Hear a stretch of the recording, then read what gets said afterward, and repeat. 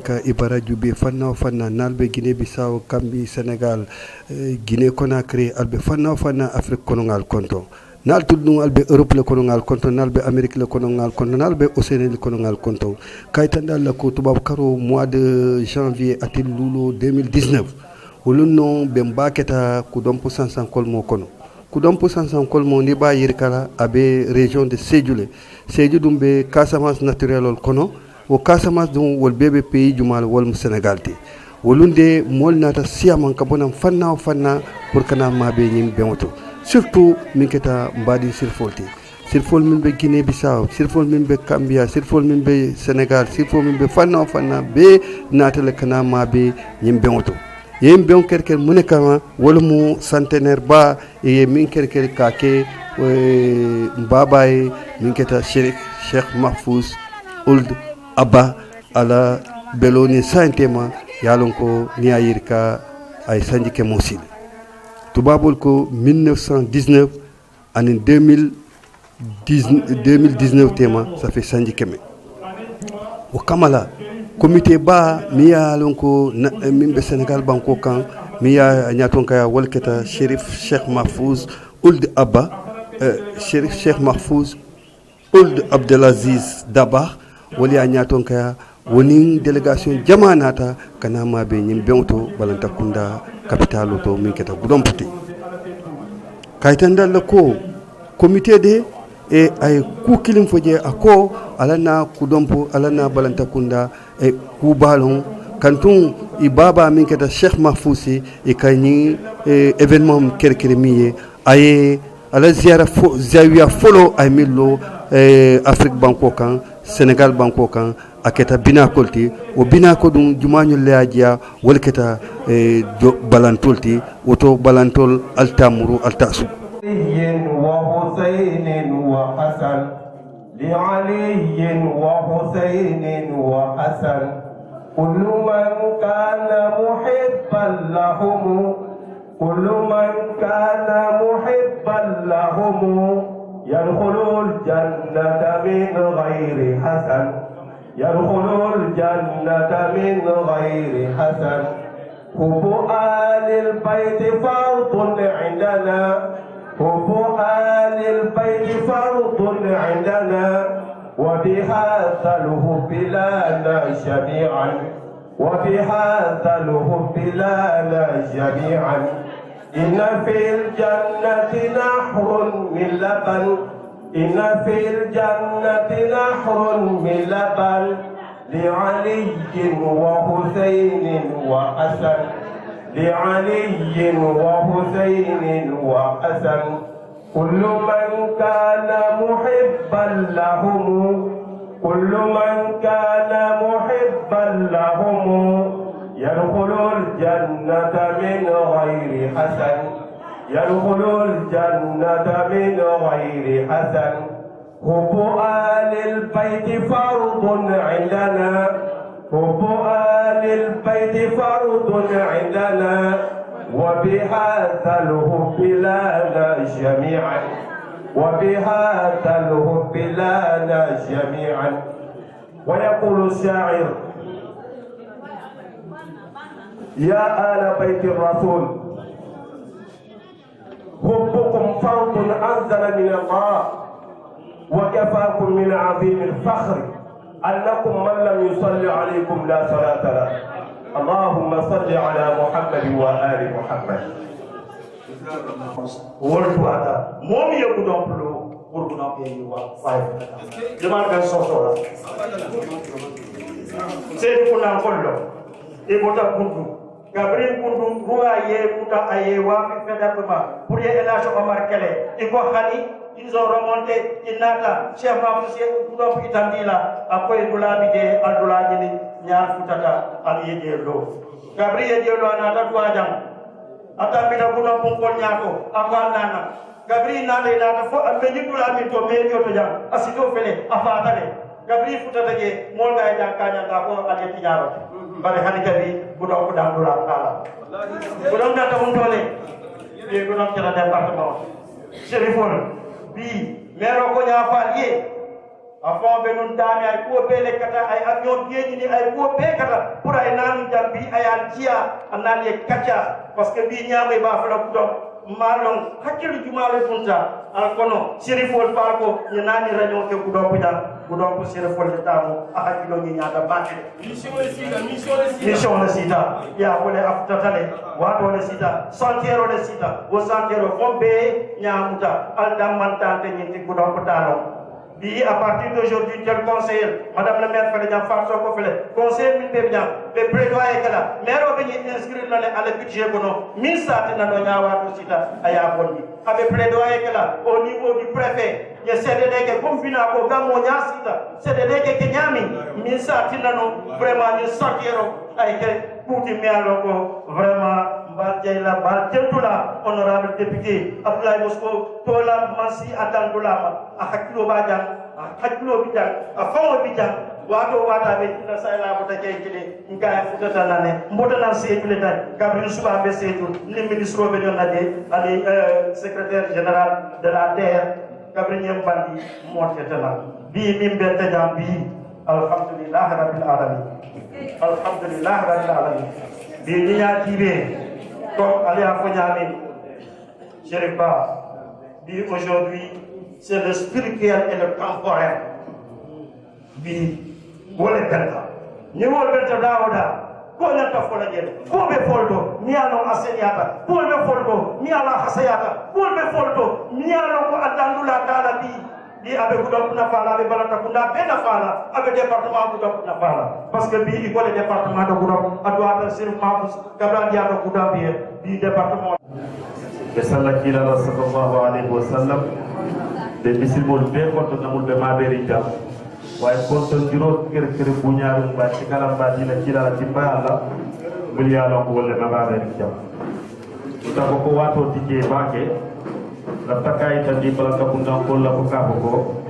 programu mimpa tama kamu kita santinero la programu ti pour bi abeta budon buye tas do réunion sur bi pour ka ben ka réunion ka bola délégation lu be marlé ala manam ka pour be marlé ngaw mu ya longo wala be siri jam wala be Sénégal banko mu me beka nyaato ko ya mu keda bureau national la présidente الفاما مدير الشيخ محفوظ والشيخ عبد العزيز والشيخ الشيخ محفوظ والشيخ نعب والشيخ محمد فاضل ولا بسيرين جام اتلو بريزيدان بيرو ناسيونالوتي يمباكو كام سينغال بانكو ميبيكا ان شاء الله على فيس بريزيدان ولا الشريف الشيخ تراد والشيخ احمد تقي الله والشيخ الشيخ محفوظ والشيخ نعب والشيخ محمد فاضل ولا مالا فيس بريزيدانتي اتيمو بلاكا بوندان كولتي bina ko kolam ba pare tele be bina ko bi balaka bunda ndu de marali khalifa ya laji atele ba noma khalifa simoto kay tan ni fana ko secrétaire mum ba bureau ñu ko no wala Cherif Cheikh Abba ibn Cheikh Moulaya ibn Cheikh Abba ibn Cheikh Mahfou yum fanandung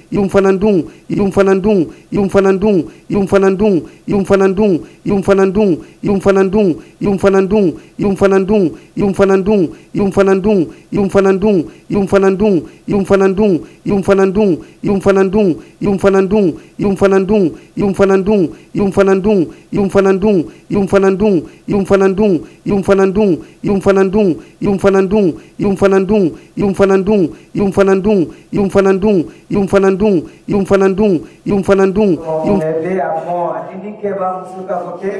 debe kontuna kai thandi Allah ko alhamdulillah rabbil alamin Sarif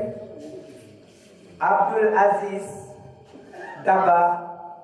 ye wala itanna tay wono président national de Daïra sa mako mulo ta sénégalais Sarif ya ita ni nafana mumbe Sarif noma mumkin Sarif sarani tinya de benye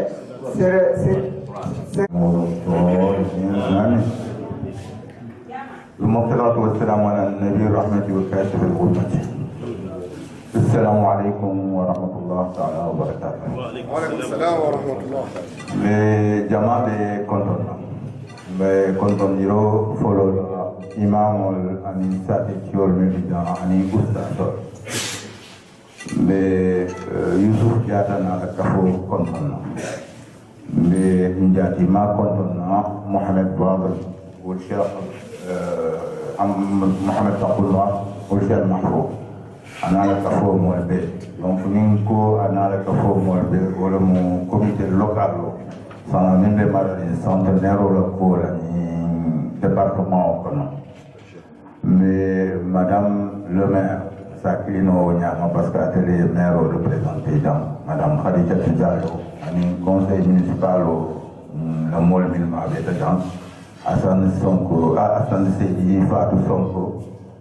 présidente du regroupement des femmes comment la soutiando kama vraiment ben CEO itandila balanda kunda entel bendo nyame voilà na comment te jamfara parce que wato maki pour jamfa bar kudo bije la bota fongao koindi yani mbe centenaire lo kumo fola fonga do wonde fo Cheikh Mahfouz le journaliste Diallo aya folé jumala Cheikh Mahfouz jam barbatum tenga santo pour qu'à expliquer mune ya si balanta kunda afamato Cheikh Abba abamato la liyan tumayaba nsimin fono a nteje mala wolem abamato wol mu londi tiol de milliard onko ila banta ta sila makka watumata afamala karola Cheikh Abba ikafaye طالب خيار دول كافاي جليس المصطفى منياتنا جليس المصطفى أكيد تواتو واتدرون إيكو أنا أمام كلا لبسير صلى الله عليه وسلم voilà donc wole Cheikh Mahfouz wulu ana tata kabrin awuluta aya samba akoto ma fede kafay Cheikh Mohamed Babel Cheikh Mahfouz yo chance o le soto a wulu tawato minna aya tara alaw mamma be baluri ala yake alaw mamma mo wali kamil balit Cheikh Mohamed Babel ulmame ngafula dron fo ala kuto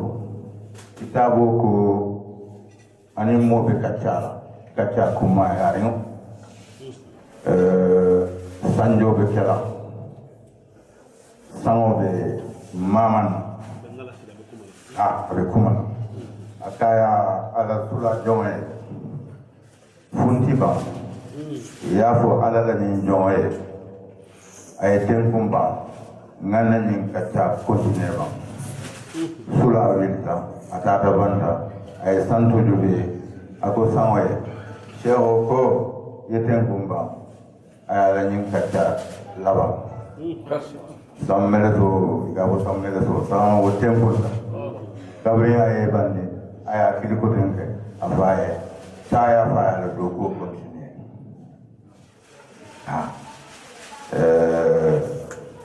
na donc akumo fo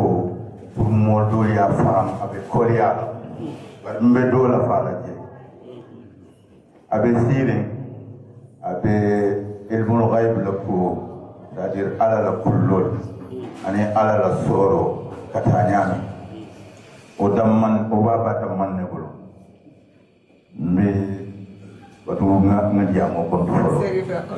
Cheikh Abdul Aziz be nyati dumala oustaz vraiment monsieur watabake Yusuf monsieur watabake ya tolam fama alhamdulillah barbaran takunda ya tale donc je contrôle le diable son contrôle parce que borom xam-xamoo القرآن وإنه مبادئ الغيب لا يعلمها إلا هو ويعلم ما بالبر والبحر وما تسقط من ورقة إلا يعلمها ولا حبة في ظلمات الأرض ولا رطب ولا يابس إلا في كتاب مبين على كل دو بيجي أكدول صوري كمان جنا على فكرة يا والله ngamuru nan Cheikh Mohamed Wade abe wole kaccato ala ye ɗum ndiwo min ndiyala jeeto kambando ɓe sirin sanji tan ni woro e wole soto oya soso hakkilo kono aye murota aya fayama aka en ko ta ñin josiramo ñinen ñowojiroto ba kambano tata molñina tala isita ñaatoɗo mon ɗi jannin kam kaccaɓe banna kambano naata a kotota comme momi e sanji keme soto bare atema fanje kabira atilinta mol mol ñorta ako mune cheikh ko ni nga balandi sanji tan nata moroni na jam wole ya kay donc pour ka foko cheikh Mohamed Wade ala ya sore ngane mi fo abe kitamo ko no ka fo me diyawul mustabin min lafta ya bidi buton cheikh Mohamed Wade wole sel mahfumuta adenan ma ay bina ko kibara ka fo ni naje mamare ngo abita sila mo fingol le tema ta temi ya longo ka fa ay bina ko mune ya tinna ngani raconter nkam fanni nin kalen ko mune ya tinna chefo awuluta dulaminto yire o man siya dele ban 15 ans de bidé ani khaymol ani yire ndeo il faut na bodje katama ka Senegal santo be tama kana Dakar alnen de wol ya kede katambi je bela kana fo Casamance kana fo balanta konda bina ko nyini wala wallahi balanta konda ye kursoto hukuma kabina ko la ko kiba ko kuma ya tabake donc simin fo no wole mo balanta konda ye min soto akuma ya tabake donc Cheikh Mahfouz ko be dan la jere ko don sai kana mun mo centenaire oti ala غير المغضوب عليهم ولا الضالين آمين بسم الله الرحمن الرحيم قل هو الله أحد الله الصمد لم يلد ولم يولد ولم يكن له كفوا أحد بسم الله الرحمن الرحيم قل أعوذ برب الفلق من شر ما خلق من شر غاسق إذا وقب ومن شر النفاثات في العقد ومن شر حاسد إذا حسد بسم الله الرحمن الرحيم قل أعوذ برب الناس ملك الناس إله الناس من شر الوسواس الخناس الذي يوسوس في صدور الناس من الجنة والناس بسم الله الرحمن الرحيم الله لا إله إلا هو الحي القيوم لا تأخذه سنة ولا نوم له ما في السماوات وما في الأرض من ذا الذي يشفع عنده إلا بإذنه يعلم ما بين أيديهم وما خلفهم ولا يحيطون بشيء من علمه إلا بما شاء وسع كرسيه السماوات والأرض ولا يعوضه حفظهما وهو العلي العظيم اللهم ربنا أنزل علينا في هذه الصلاة من خيرك وبركاتك ما أنزلت على أوليائك وخصصت به أحبائك وارزقنا بعد عفوك وحلاوة مغفرتك وانصر علينا رحمتك التي وعصر كل شيء وارزقنا منك محبة وقبولا وتوبة نصوحا وإجابة ومغفرة وعافية لهم الحاضرين والغائبين والأحياء والميتين برحمتك يا أرحم الراحمين يا رب العالمين اللهم صل على سيدنا سيد السادات على ربك رب العزة عما يصفون وسلام على المرسلين والحمد لله رب العالمين.